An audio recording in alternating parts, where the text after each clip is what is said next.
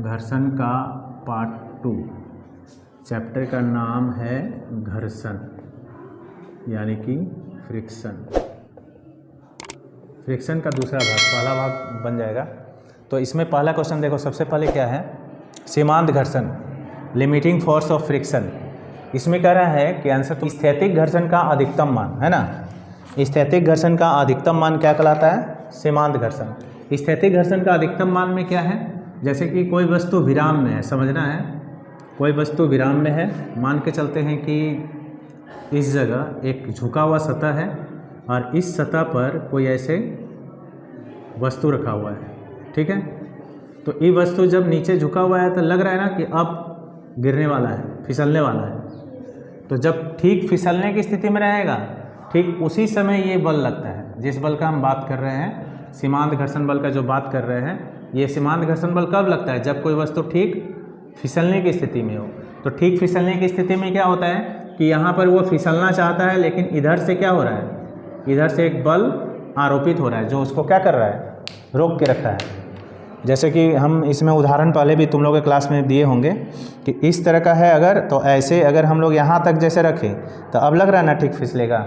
तो ठीक फिसलने की स्थिति में अगर रहे तो इस जगह अभी जो बैलेंस करके उधर से जो रोक के रखा है, वो रोक के रखा है, जो बल रोक के रखा है उसी बल का नाम क्या है?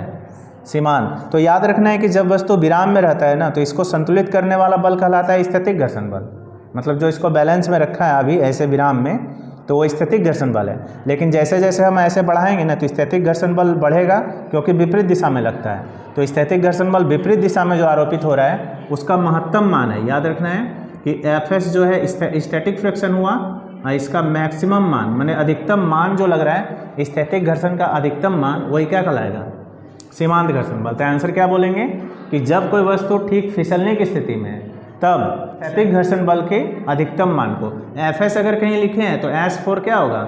स्टैटिक यानी स्थैतिक घर्षण बल। स्थैतिक घर्षण बल के अधिकतम मान को ही हम लोग कहेंगे सीमांत घर्षण बल। अब सीमांत घर्षण का कुछ नियम है, और वो नियम हम यहाँ चारों नियम यहाँ लिखे हैं समझाने के लिए, ठीक है, तो समझना है। तो इसी फिगर को हम यहाँ एक बार बना देते हैं, ज़्यादा समझ में आएगा।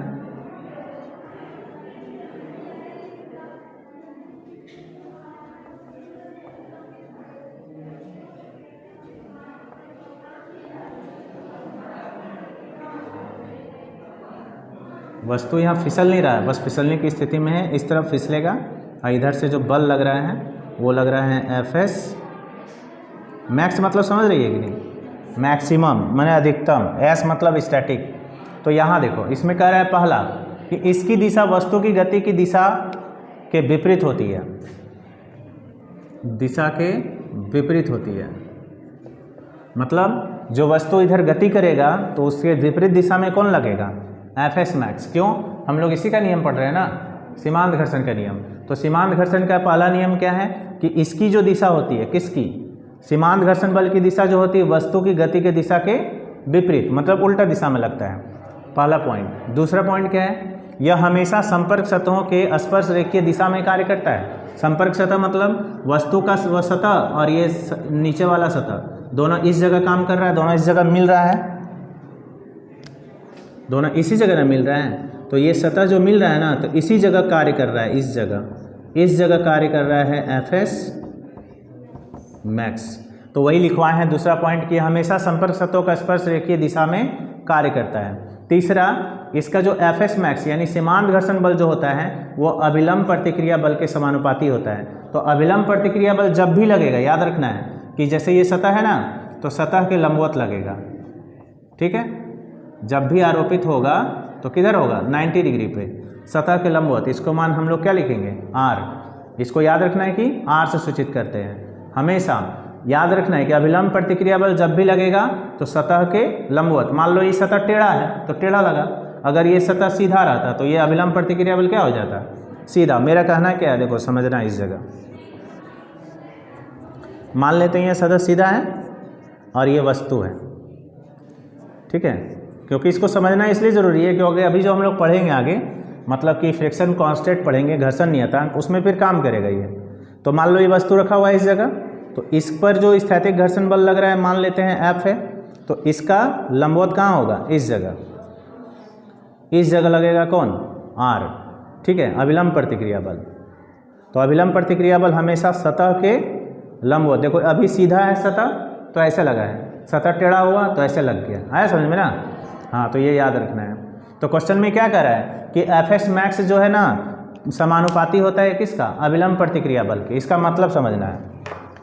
मेरा कहना है कि जैसे ये है तो ये अब अगर हम झुका रहे हैं तो ये एफ मैक्स इधर से लग रहा है, अगर हम ऊपर से अभिलंब प्रतिक्रिया बल इस पे लगा देंगे, ऐसे कोई चीज़ से ऐसे दबा देंगे 90 डिग्री के कोण पे, तो क्या होगा, अब गिरेगा ही, कितना दबाएंगे तो नहीं गिरेगा। इसका मतलब क्या कि जितना ज़्यादा लगेगा उतना ज़्यादा उधर से बल लगेगा लगाने के लिए, रोक के रखा है। मतलब हम नहीं लगाते तो रुकता ही, गिर जाता, लेकिन जब हम ऐसे इसको लगा रहे हैं तो क्या होता है, ये गिर नहीं रहा है। क्यों नहीं गिर रहे हैं, क्योंकि इधर से हम बल लगाए तो उधर से रोक के रखा है, नहीं।